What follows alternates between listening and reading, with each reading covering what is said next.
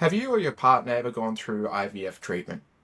Have you taken countless injections, done multiple blood works, sat through multiple consultations with your specialist, and have finally undergone the oocyte retrieval process? Once you've had your oocytes, where do they go? Suddenly, everything goes dark, and the nervous wait begins. So what happens in the IVF lab? That's the fundamental question that we're going to answer today. And to help us do that, I'm pleased to introduce to you Dr Mulyoto Pangestu from Monash University, a person who I have the utmost respect for, who has been a mentor to me and taught me a lot about IVF in my journey to become an embryologist. Mulyoto, thank you for your time. Thank you for joining us. And I'd like for you to help us understand what happens in the IVF lab. Thanks, Mo. Thanks for the good introduction. Just before we start, I would like to put a disclaimer. Please do not feel any offense if somehow my explanations be, touching you, or this is just information. There is no medical advice on this conversation. I think that's quite clear for us. So we just try to share the information to people, but sometimes the wording or the situation that I explain is bit, offensive, offend some people. But please do understand that this is just for information and education. So yes, of course.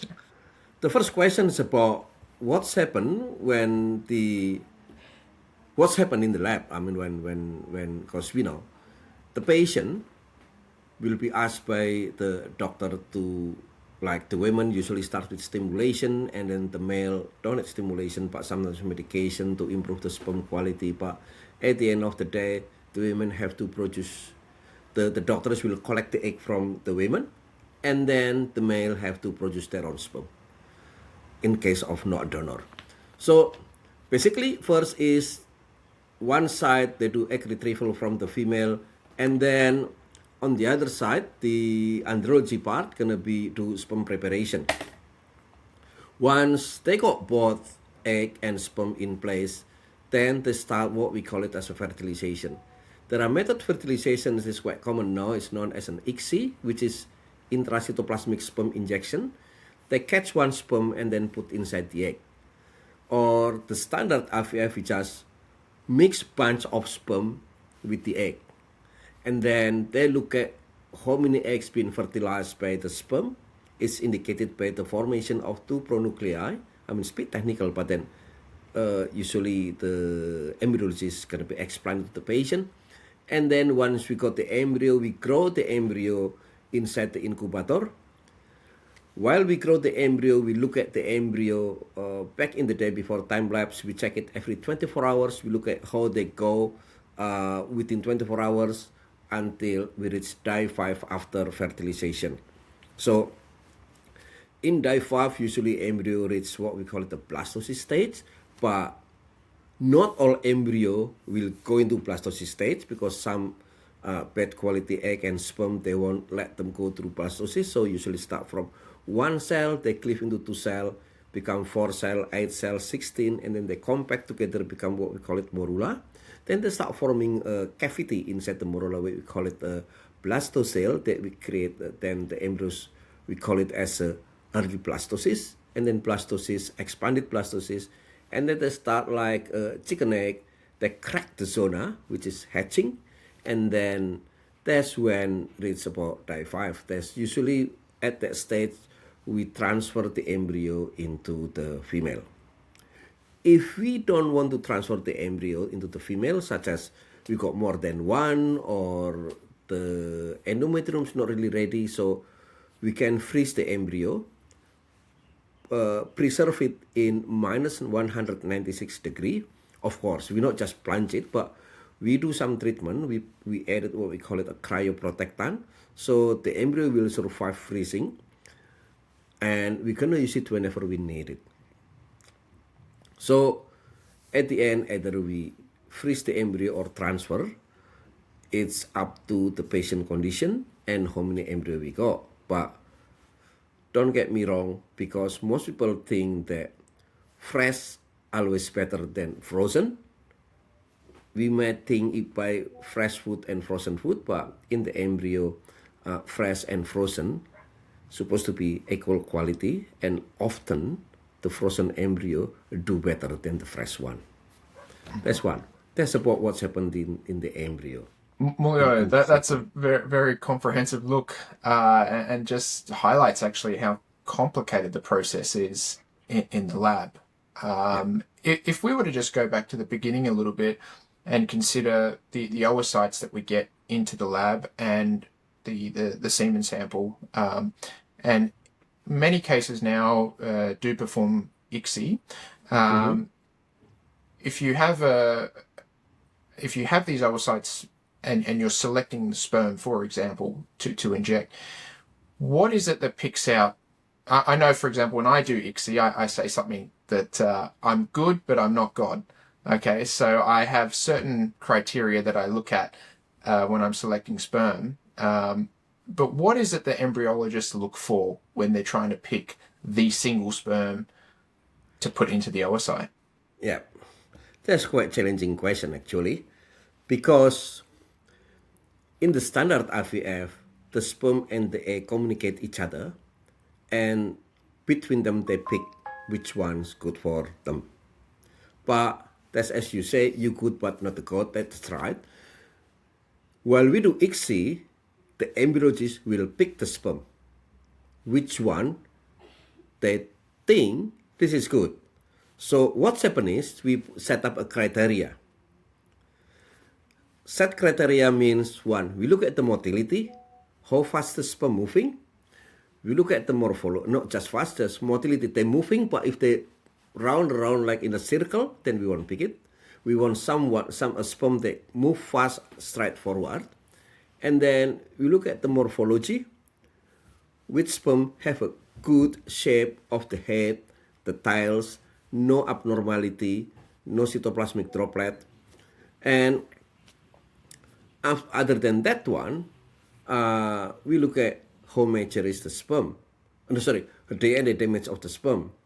So when the embryologists try to pick the sperm, they look at the motility and morphology. The motility is easy to look at. The morphology, unfortunately, we have to look at in high magnification. So what we usually do, we pre-select the sperm by using either swim up, which is we put the sperm at the bottom of the tube, top up with the media, which ones go to the top faster, and we cut the sperm from the top, or we do centrifugation using percol. So the good sperm will be selected through the gradient, and then the good one is sitting at the bottom. But now, there are many more methods come up for selecting the sperm.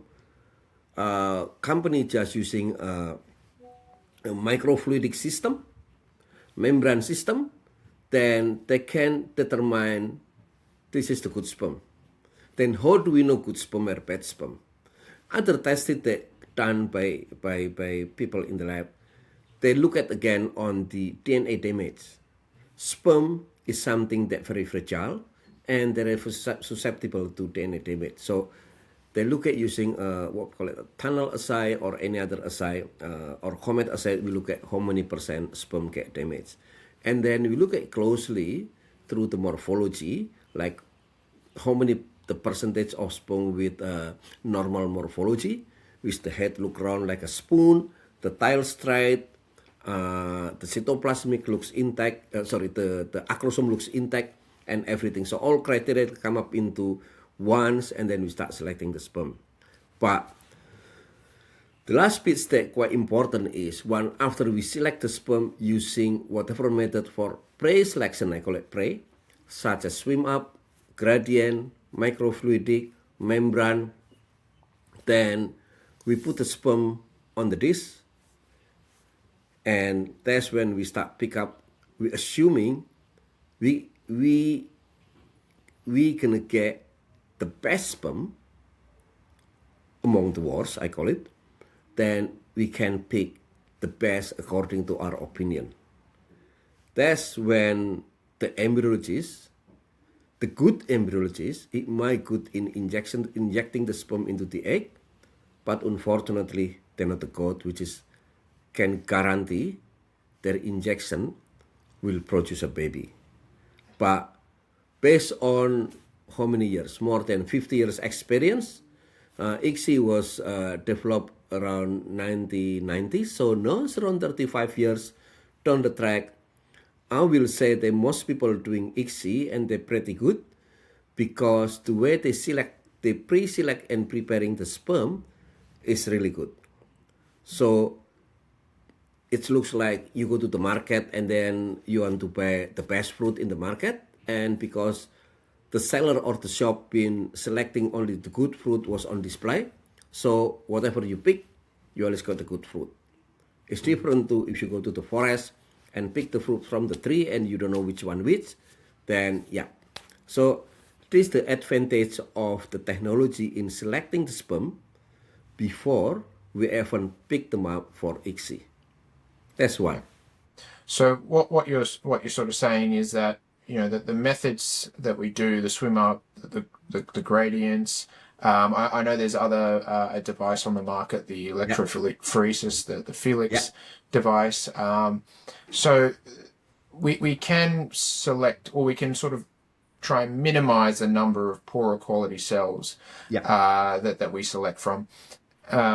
Mulyoto, is there a possibility that even with this, that you could have a good swimming sperm that still might have fragmented DNA? So when the embryologist looks at the morphology, is looking good, the tail is looking good, it's swimming in a good direction, but because we can't see that DNA, is there still a chance that we could be injecting a sperm that has poor DNA and subsequently not have embryo development?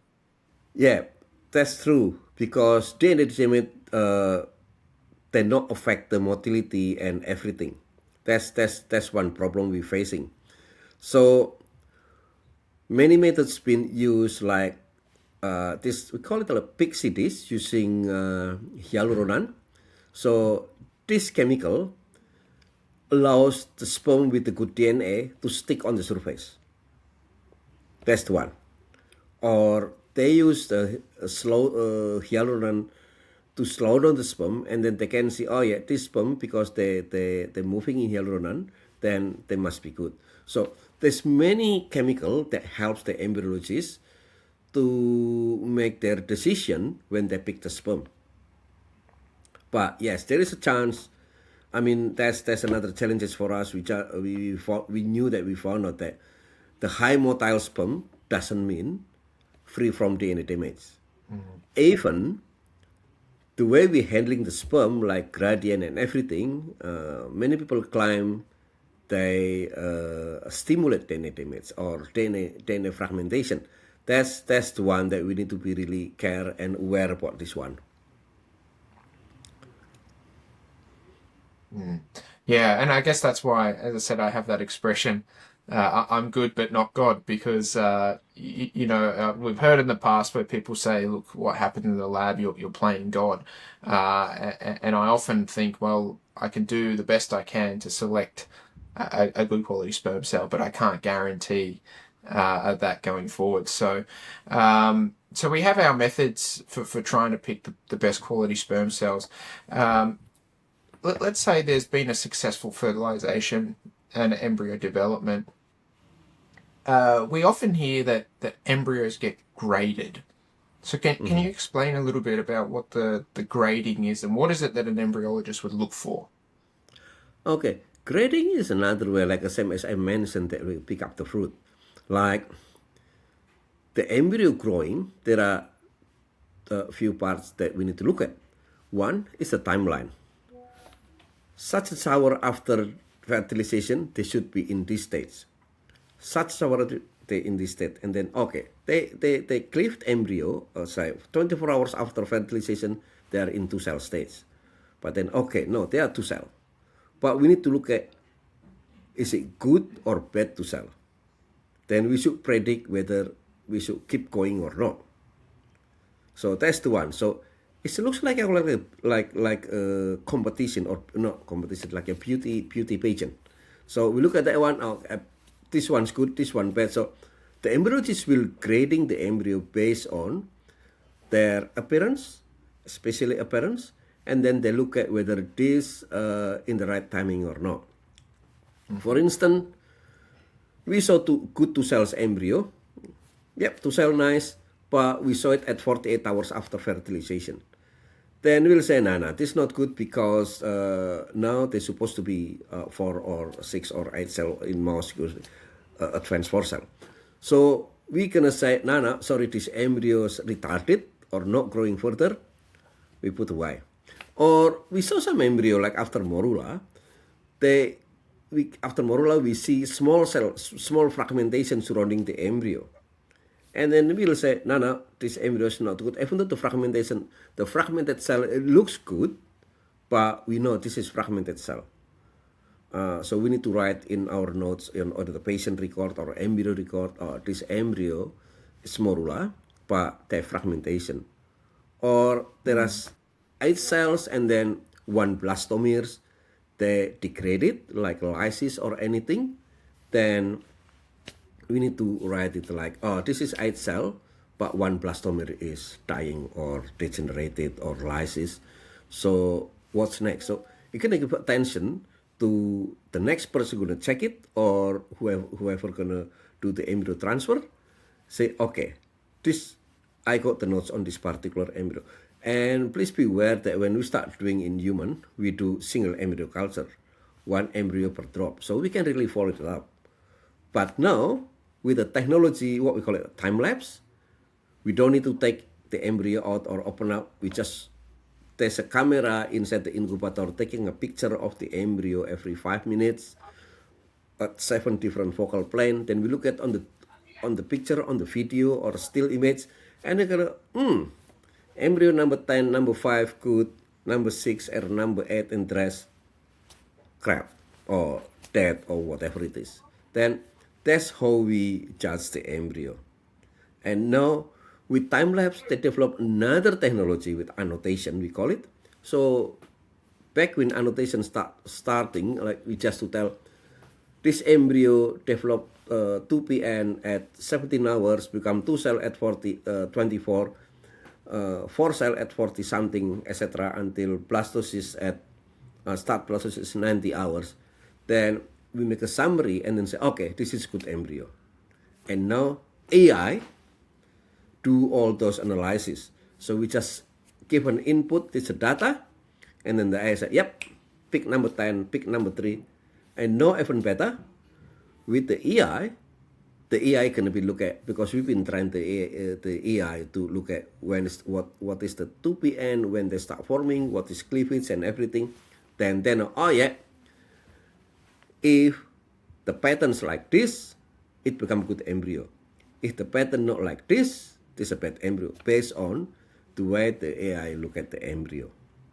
So the technologies keep progressing. It's become more advanced.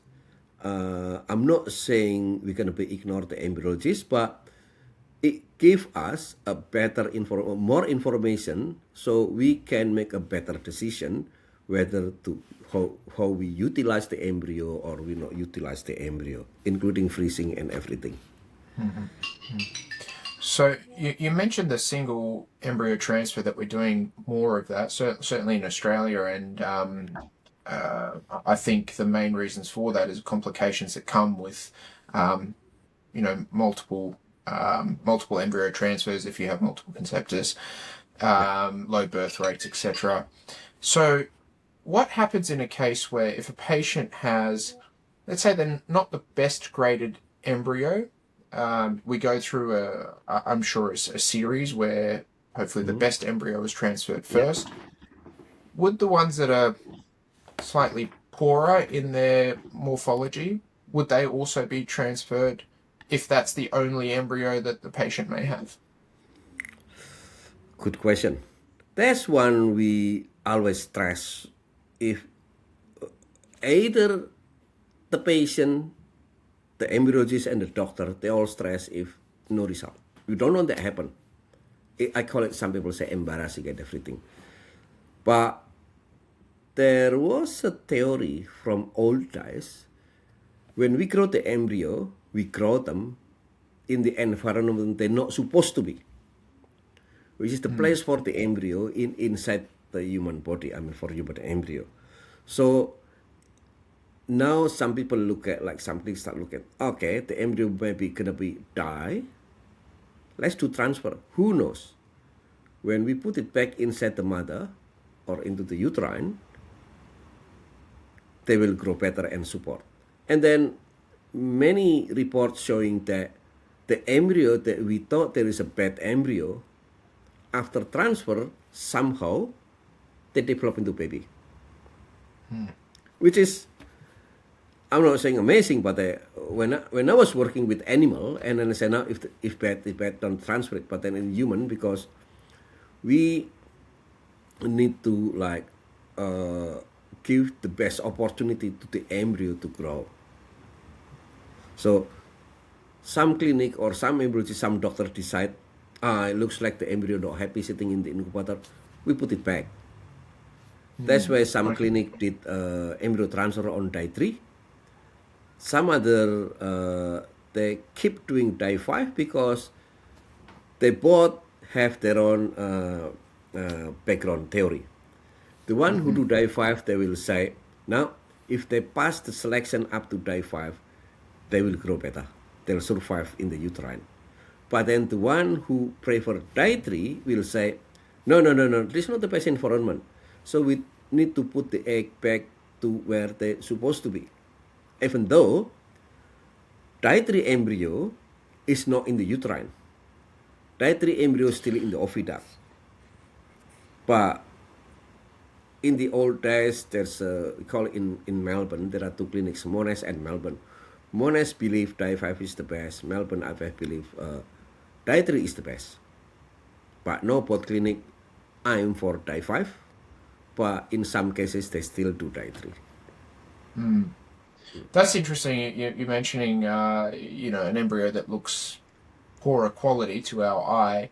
I've often asked, were we able to measure when we were embryos ourselves, or was somebody able to measure the level of fragmentation? I mean, myself as an embryo, I'm sure I was very fragmented, and that's just continued on with life. But it's a very interesting thought, that the level of fragmentations may, what we perceive in the dish, we would class it as a poor embryo, but in some cases, or not every case, but in some cases, actually returning it into the uterine environment, even though technically, as you said, it's at day 3, it's not meant to be in the uterus, it's further up in the oviduct. It could have it could have a positive result.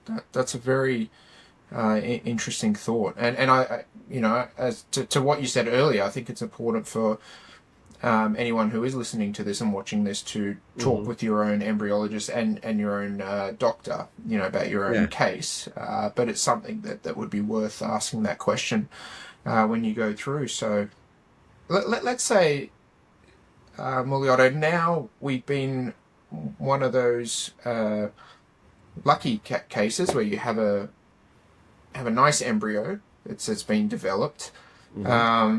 You mentioned something about fresh and frozen.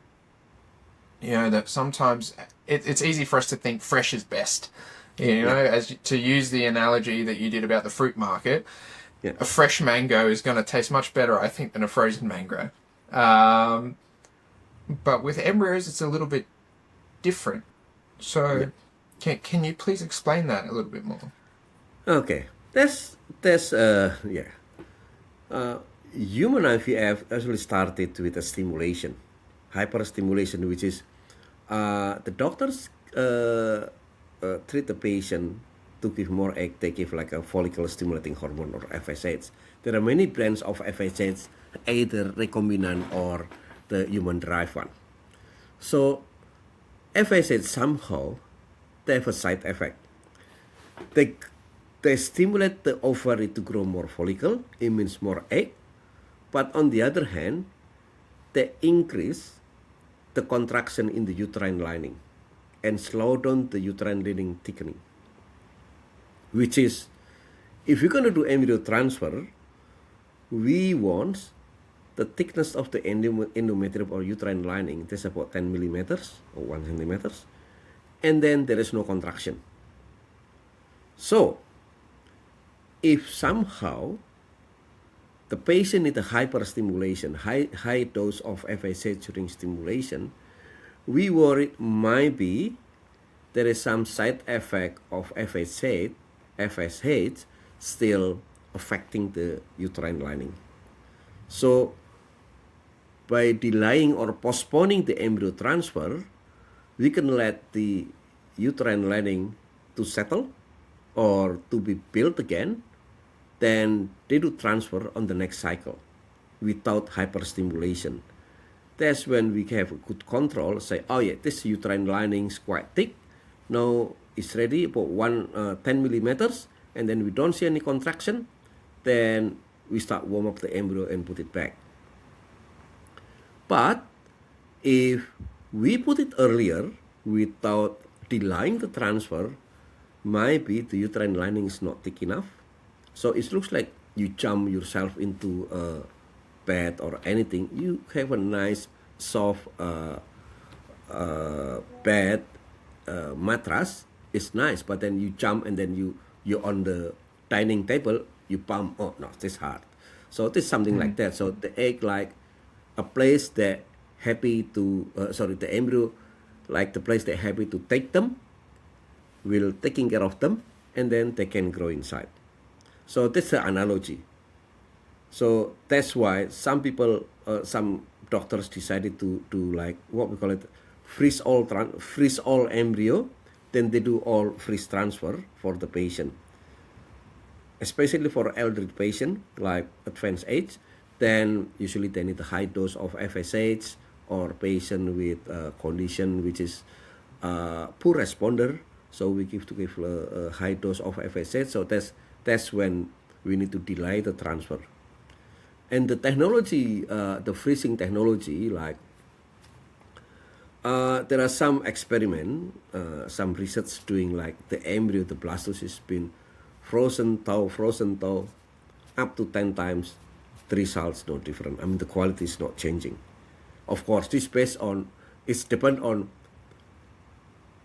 the technique of the operator.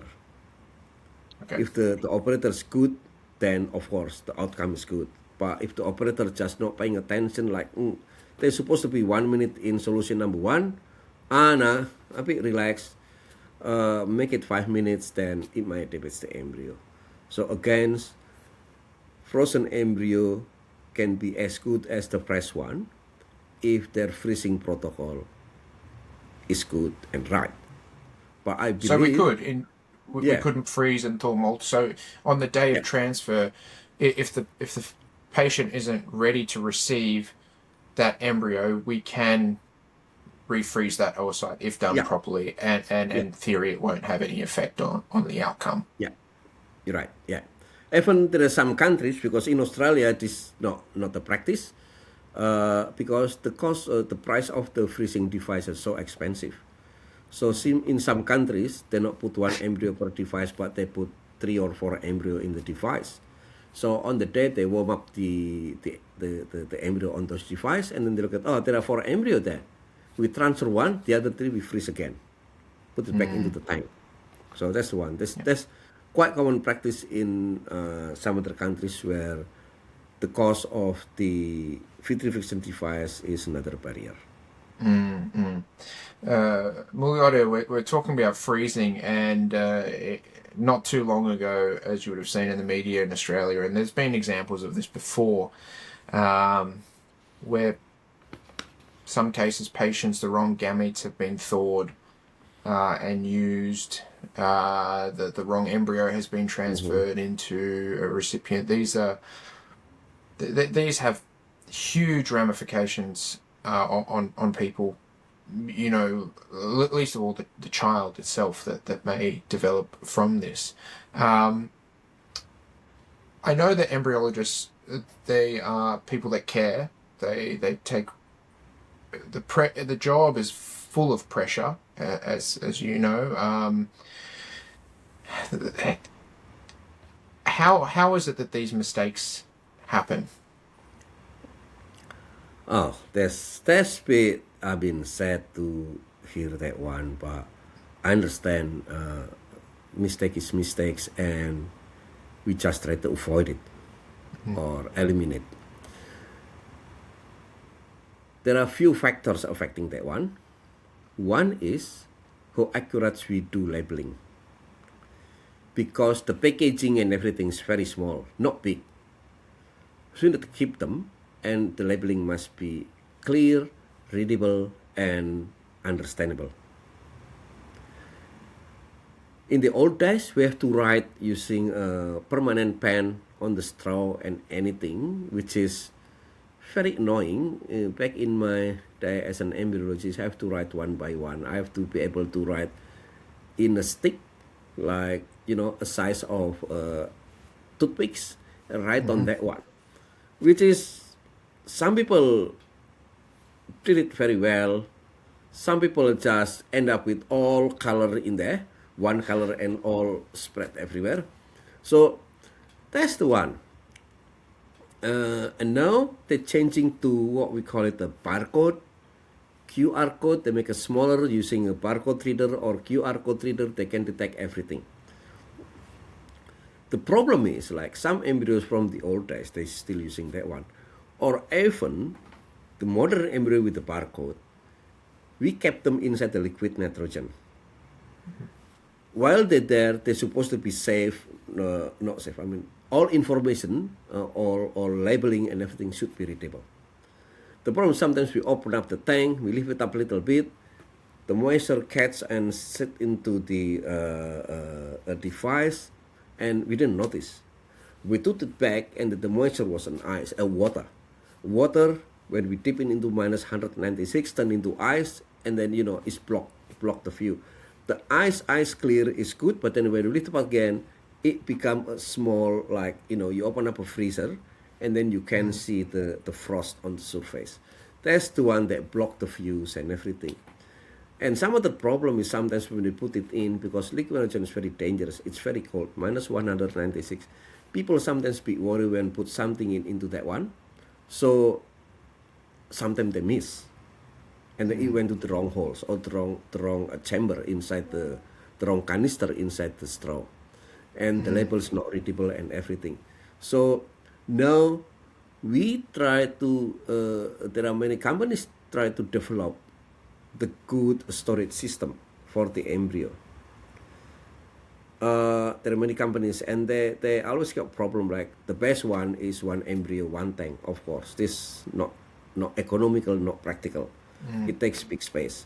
So one tank, if I use it to keep bull semen, one tank can easily taking 4,000 straw. We're not going to put 4,000 patient embryo into that tank. One tank, the most we put like a 10 times 12, 120. So it's very uneconomical, but then that's how we manage to avoid any mistake in that one. The other one is always have like a 2% checking, either during process or freezing process or warming process, with 2% checking and the check. Yeah, tick, both of them sign up, that's it. Now the 2% checking been, I'm not saying replaced, been supplemented by electronic witnessing system. It does work, but something not human sometimes can be tampered, like the electricity or there's a software glitch and everything, so we need to avoid that one. So we'll also back up like manual human check and everything. So not just one person, but at least 2% checking. So it is important, if in an IVF lab, never let someone work alone in the lab, because it's I'm not saying not good, but then we need someone to witness in the lab, see, oh yeah, this one right, this embryo belong to Mrs. X, oh yeah, this is Mrs. X, yeah, that's right. They take that one. The third one is how many hours the embryologist been working in the lab. Whether they're fit or not, fit, no, I'm not saying fit unwell, but then whether they're tired or not, because when someone exhausted, it's gonna affect their judgment or the way they act in the lab. Like I feel myself when I was very tired and making media, and I start, okay, making this one, miss 10 milligram, miss 10 milligram, the media is wrong. So this the one. So make sure whoever work in the embryo, they're in a good condition. I mean, fresh mean in terms of the bodies, the mind, and everything. So they're not exhausted, not much stress behind that, and yeah, it give at least the best they can do. Yeah. This the one. Yeah. Yeah, I think that's important. Staff overloading, in so many different professions is one of those key issues. And for something as sensitive as fertility treatment, where if the wrong embryo has been transferred to the wrong recipient and it leads to a pregnancy, I mean, it's a headache. I don't even want to think about that. It's actually very horrifying, because the effects that it has on families, on the child that will be born. I know that you mentioned bull sperm, for example, and as you know, I've worked with the livestock industry a bit there, and the worst case is if you breed the wrong bull with the wrong cow. Okay, it's not good, but it's not the end of the world, unless of course there's no more of that bull semen left. That could be a problem. Horses as well is also very complicated, as you know.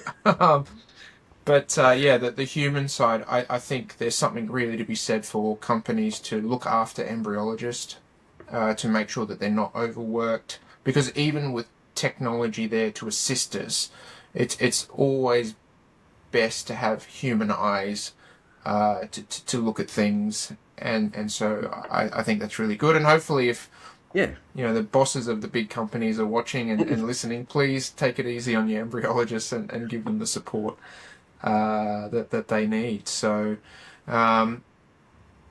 Mulyoto, what are the big misconceptions that people might have about IVF labs, and can you help sort of clarify some of these for people that might be watching?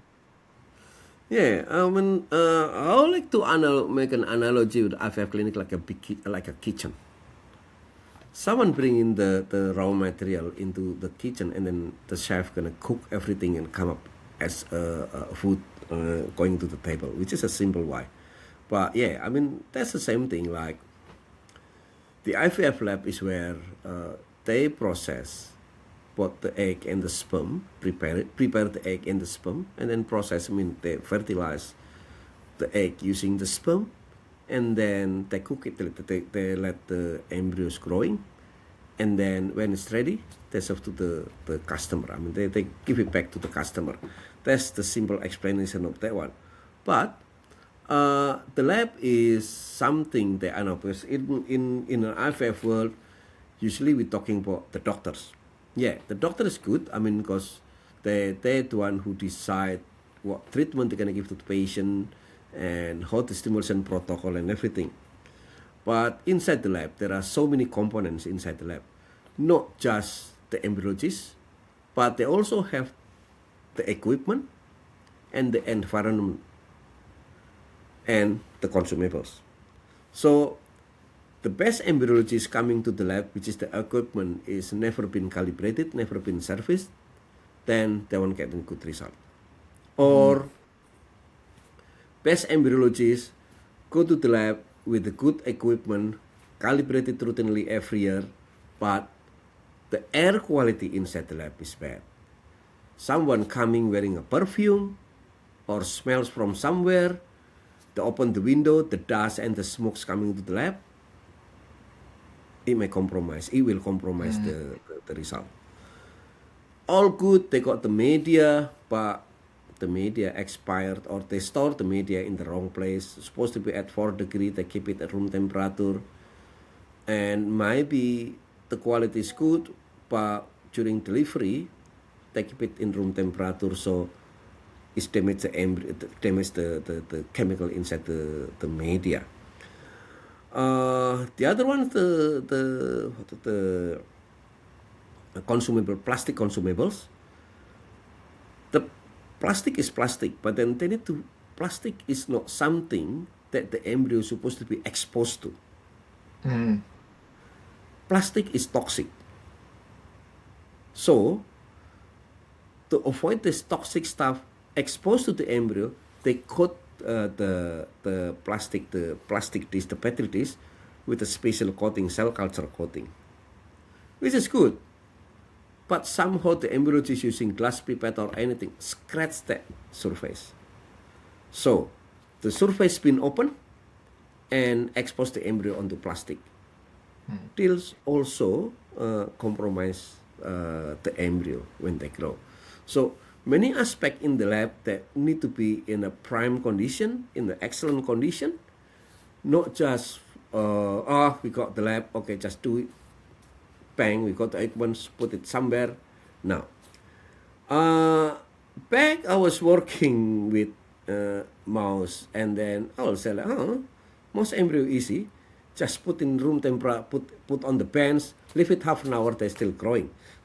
Yes, we using the material from good quality animal. The female mouse don't have any fertility issue. The male mouse don't have any fertility issue. So they're pretty strong, even though they compromise, but they not kill everything. When a couple go to an IVF clinic, we know they come to IVF clinic because they have a problem. So we don't want to treat something they already have a problem with another problem. So we need to taking care of them properly. And when I did MCE in Monash, we let the embryo sitting for 10 minutes on the bench. It's no problem. They're still growing to blastocyst. They good. If you transfer in the mouse, they're still growing. Yeah, but then that's mouse, good quality mouse. But if you're talking like a bad quality mouse with so many issues like animal model with the PCOS or anything, then we know, this not good. Even we have a bad experience. I think in Uriel when you did MCE, for I think almost a year we don't get any blastocyst. It's simple because someone built MHCP, working on MHCP building. They build a building, and then the dust from the building come to the lab, not straight away through the window, but through the air system. So it's affect the embryo. And then we say, no, we don't have anything. We need to buy a filter and everything. So this is what's happened in human IVF lab.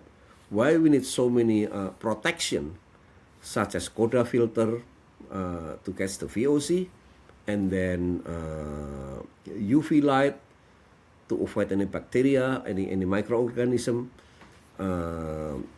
What they call it, the particle filter to stop the dust from coming in. So there are many things that we need to understand how to maintain the quality of everything, not just the air, but also the equipment, the consumables, the human being working in an IVF laboratory. And for people watching, the VOC that Mulyoto mentioned is short for the volatile organic compounds. And when we get up in the morning and we go out and dress up, we like to maybe put on some perfume, some cologne to make us smell nice. But it's not good for IVF labs. So embryologists will often be the most plain smelling people that you can find. That's right. So yeah, there's, from what you've said, Mulyoto, there's clearly a lot that goes into what happens in a lab, and it's not a simple process. There's many factors that are involved, and we are, as an industry, continuing. There's many groups around the world that are doing a lot of research to try and improve, whether it's selecting oocytes or sperm, grading embryos, improving culture systems for those embryos to grow in. There's just we have a lot of colleagues in the world that are working on this, and hopefully they will be successful in their endeavors. Mulyoto, I really want to thank you for the time that you've given today and for sharing your expertise. I hope I can get you now to agree to come on again. That's my big question to you. Yeah, and I'm sure we'll have some more questions to be able to talk through. And thank you again. And you're welcome. I will see you soon. Sure, no problem. So, Anytime. And thanks, guys, for watching. And hopefully this was as rewarding for you as it was for me. And stay tuned for the next one. Ciao for now. Okay. Bye.